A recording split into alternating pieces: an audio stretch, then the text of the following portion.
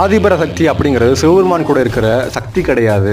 இது எல்லாரை விட ரொம்ப சிறந்த ஒரு பரம்பொருள், பரமாத்மா அப்படின்னு என்ன பட்டங்கள் கொடுத்தாலும் அது அவங்களுக்கு தான் போய் சேரும்.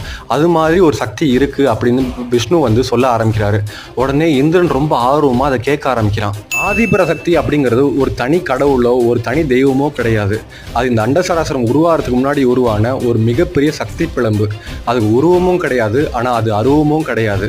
அது ஒரு ஒளி பிழம்பாக இருக்கும். அந்த ஒளி பிழம்புல இருந்தால் இந்த அண்டசராசரம் அப்படிங்கிறது உருவாச்சு.